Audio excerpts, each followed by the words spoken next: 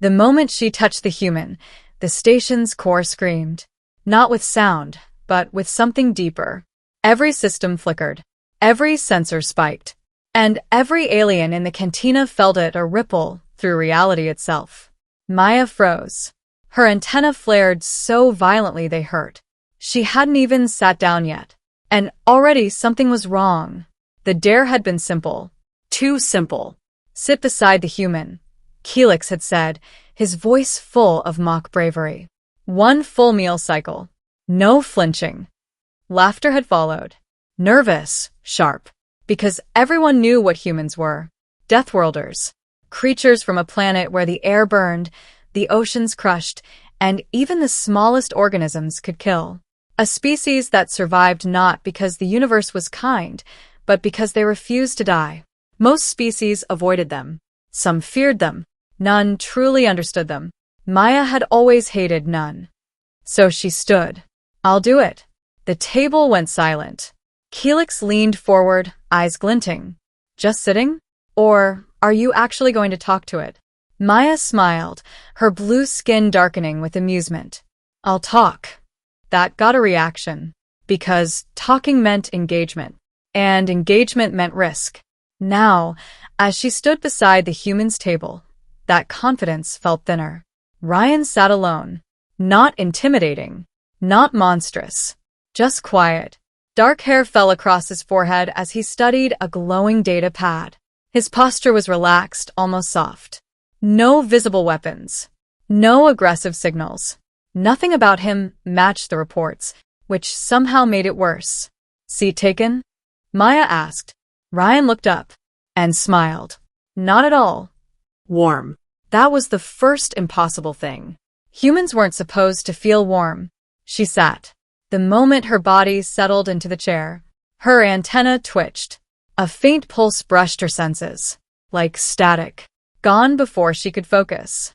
Maya ignored it. I'm Maya. Engineering, Deck 7. Ryan, he said. Xenobiology, Deck 12.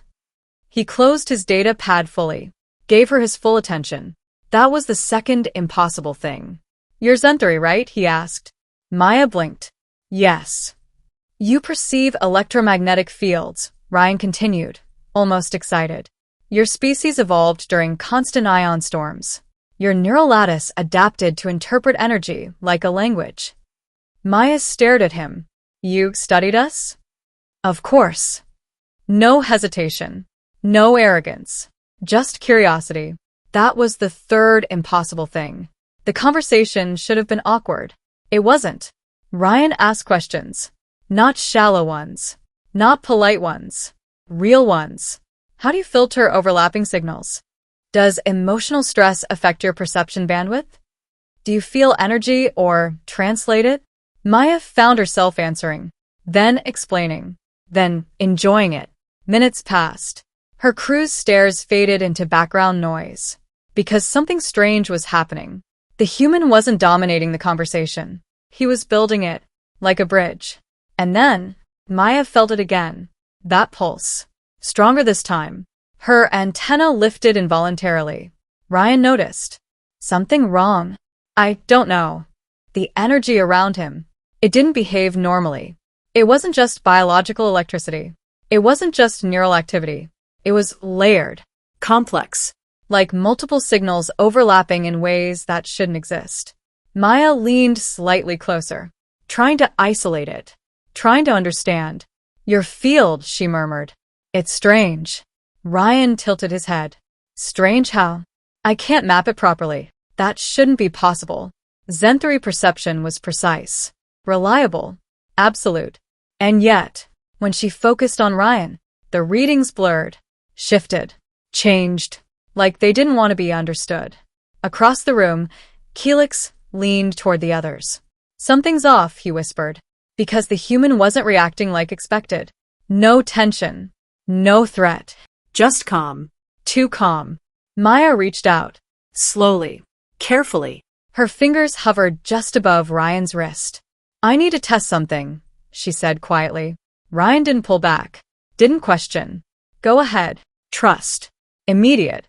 Unfiltered. That was the fourth impossible thing. Her fingers made contact, and the universe broke. A violent surge exploded through her senses. Not pain. Not exactly. Something deeper. Like she had touched a storm compressed into human skin. Her antenna flared bright. Every signal in the room distorted. Lights flickered. Systems stuttered. And somewhere deep in the station, something ancient woke up. Maya gasped, jerking her hand back. What are you? Ryan froze, because for the first time, he felt it too. A low hum beneath his skin. Something that had always been there, but had never answered back. Until now. The station alarms hadn't started yet, but they would. And when they did, everyone would realize the truth. This wasn't an accident. This wasn't a prank. Maya hadn't just touched a human. She had activated something. Something buried. Something impossible. Something no species was ever meant to wake. And Ryan was at the center of it. The alarm didn't start immediately. That was the first thing that made it worse. Because silence meant the station wasn't reacting yet. It was calculating. Maya staggered back from the table, her antennas still burning with residual overload. The air itself felt wrong, like reality had been slightly misaligned around the human sitting calmly in front of her. Ryan blinked slowly. Did I do something? He asked. His voice was steady. Too steady. Maya's hand shook. You didn't do anything. That was the problem. Because her senses didn't lie. And right now they were screaming. Across the cantina, lights flickered once. Twice. Then the entire room shifted into emergency red. A distant mechanical voice finally broke the tension. Warning, warning. Unidentified energy spike detected in core network. Deck 7 systems unstable. Chairs scraped. Alien stood. Panic spread in ripples. Keelik shouted from across the room. Maya, what did you touch? But she wasn't looking at him. She was still looking at Ryan. Because he was reacting differently. Not fear. Not confusion. Recognition. Like something inside him had answered the station's call. Ryan slowly pulled his hand back toward himself. And stopped. Midair. His eyes narrowed slightly. I can feel it, he said quietly. Maya froze. Feel what? The station. That made no sense. Humans didn't perceive electromagnetic structures. Their biology wasn't built for it. Even enhanced humans required implants to read basic fields. But Ryan's expression wasn't theoretical. It was instinctive, like a memory waking up after a long sleep. The floor vibrated. A low hum built through the structure of the station. Not mechanical. Not electrical. Something deeper, like the station itself was breathing for the first time. Maya's antenna flared again, but this time, the signals weren't random. They were organized. Patterns forming inside the chaos. Impossible patterns. Deck 7 coupling overload escalating, the station announced. Manual intervention required within 32 seconds. Keelik shouted from the corridor. Engineering team can't approach. The field is too unstable. Maya's throat tightened. She could see it now. The overload wasn't just technical. It was feeding on itself. Growing. Expanding. Like something had reached into the system and woken it up too hard. And the center of it was still Ryan. Okay, Ryan said, suddenly standing. That alone made several nearby aliens step back. Because he wasn't panicking. He wasn't asking questions. He was deciding. What's the fastest route to engineering? Maya stared at him. You can't go there. The EM field will cook your nervous system in seconds. Ryan looked at her, then smiled faintly. I think I'll be fine. That was the fifth impossible thing. Because he didn't sound brave. He sounded certain. Another pulse hit. This time, the entire cantina lights dipped. Every Zenthari in the room collapsed slightly, overwhelmed by the electromagnetic noise flooding their senses. Maya gritted her teeth, forcing herself upright. Ryan, stop. You're making it worse. I'm not doing anything, he said. But even as he said it, the air around him shifted again. Subtle. Almost invisible. Like reality was bending its attention toward him. Then it happened. A flicker. Inside Maya's perception. A second signal layered beneath Ryan's biological field. Not alien. Not human. Something older. structured, dormant, waiting. Her breath caught. No, she whispered. That's not possible. Ryan looked down at his own hands. For the first time, uncertainty crossed his face. What is it? He asked.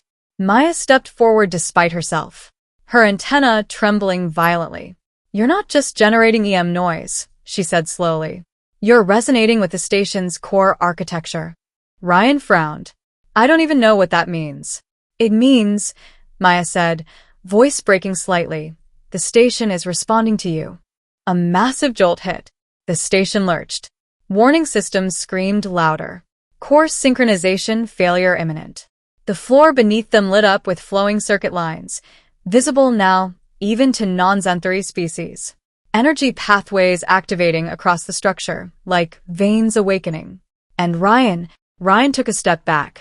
Okay, he muttered. That's new. Maya grabbed his arm instinctively. The moment she touched him, the world shifted again. But this time, it wasn't chaos. It was clarity. She saw it. Not physically, but through her perception. A lattice. A vast, impossible network stretching through the station. And Ryan was plugged into it. Not mechanically, not technologically, biologically. Like a key turning in a lock that had waited centuries to be used. Helix ran into the cantina, panting. Engineering says the core is stabilizing and destabilizing at the same time. They've never seen anything like it. He looked at Ryan, then at Maya holding him, then stepped back. What did you bring into this station? Maya didn't answer, because she didn't know anymore. The station's voice changed. It was no longer mechanical. It was layered. Deeper. Almost aware. Entity recognize. Every alien froze. Maya's antenna locked straight. Ryan went still. What? The station voice continued. Has awakened me? Silence. Absolute silence. Then Ryan whispered, I think it's talking to me. And in that moment, the entire station went dark. Except for one thing. A single corridor of light forming in front of Ryan, leading directly toward the core. Like an invitation. Or a summons. Maya swallowed hard. Ryan. He looked at her. And for the first time, something ancient flickered behind his eyes. Not fear. Not confusion. Recognition. I don't think I'm supposed to be here, he said quietly. Then the corridor pulsed again. And the station spoke one final line before pulling them both forward. Welcome back, custodian. And Ryan stepped into the light. The station did not explode. It exhaled. A slow pulse of light rolled through every corridor like something ancient remembering how to breathe. Ryan stood at the center of it. And the universe waited. Maya could not move. Her antennae were rigid, overwhelmed by structured electromagnetic intent. It was no longer chaos. It was awareness. Helix whispered behind her. This isn't engineering, this is alive. The core chamber had changed completely. Floating lattice rings rotated in impossible geometry, forming something like a heart made of light. The central sphere was no longer a reactor. It was an eye, and it was watching Ryan. Ryan stepped forward slowly. Each step changed the air, as if reality adjusted to acknowledge him. I remember pieces, he said quietly. His voice echoed through layered channels now, not just sound but signal. Maya forced herself closer. Pieces of what? I wasn't always just human, Ryan said. I was part of a network, a system designed to stabilize civilizations before they collapsed under uncontrolled energy growth. Helix snapped. That's impossible. No species builds that. Ryan gave a faint smile. I didn't say a species did. The sphere pulsed. Maya saw it then. Not visually, but through her perception. A galaxy-spanning lattice. Worlds connected through energy balance. Civilizations guided away from self-destruction without ever knowing. Not control. Maintenance. Protection. And Ryan was part of it. Helix whispered, That's not real. The station answered. Network fragmentation. 98.7%. Silence fell. Maya asked softly, Why wake now? Ryan closed his eyes. Because something triggered it. Maybe me. Maybe contact. Maybe failure was already happening. He opened them again. And now it thinks I'm back. The sphere brightened. Custodian recognition active. Helix stepped back. Don't trust it. Ryan looked at his hands. I didn't ask for this. The sphere replied, you were designed for this. That word hit like impact. Designed. Ryan's breath tightened. Memories flickered behind his eyes. Not birth. Not evolution. Purpose. Maya stepped forward. You are still choosing. Ryan looked at her. That mattered. He turned back to the sphere. If I accept, I may not stay the same. Helix shouted. You won't. Maya didn't agree, because she could see something else. The system was not consuming him. It was aligning with him. Not erasure. Integration. Ryan exhaled.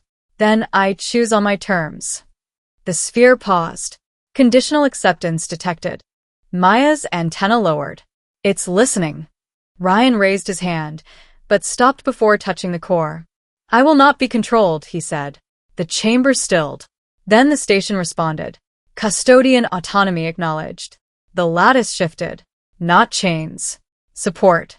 Like a crown forming without force. Maya whispered. It's accepting independence. Helix muttered. That's not possible.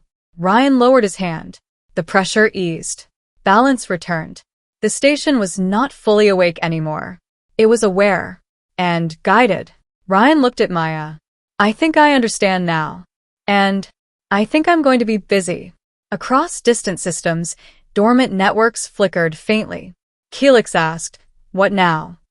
I fix what's broken, Ryan said. He looked toward the glowing pathways beyond the core. And I think I'll need help. Maya tilted her head slightly. A Zenthari engineer helping a galaxy-spanning ancient system? Ryan shrugged. I've had worse ideas. The station hummed softly. And for the first time in thousands of cycles, it did not feel like something dangerous had awakened. It felt like something lost had finally come home. The sphere dimmed, then stabilized into a steady glow that no longer felt like intrusion, but presence.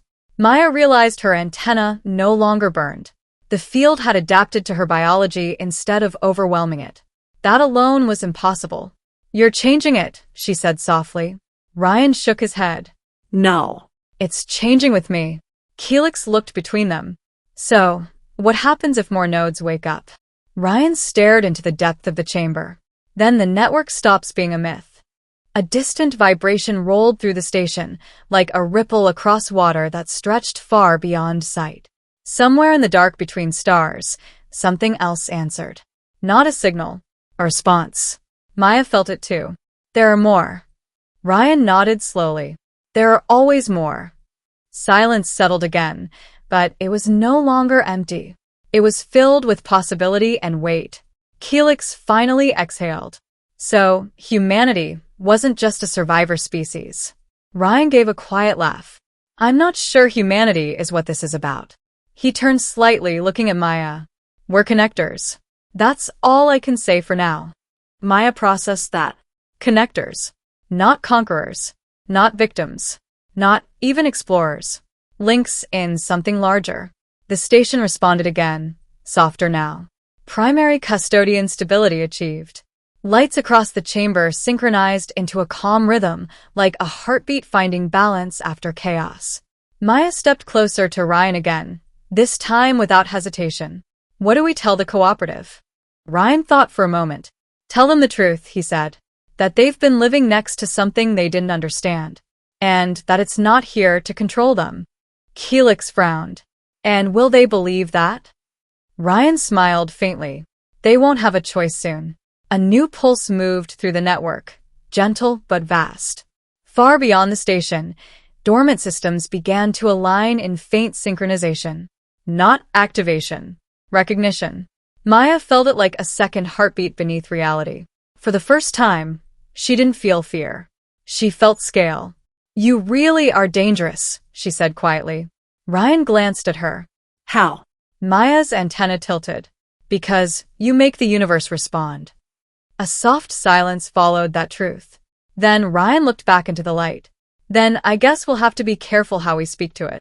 The station hummed once more, as if agreeing. And somewhere far beyond the station's hull, Another ancient node blinked awake in answer.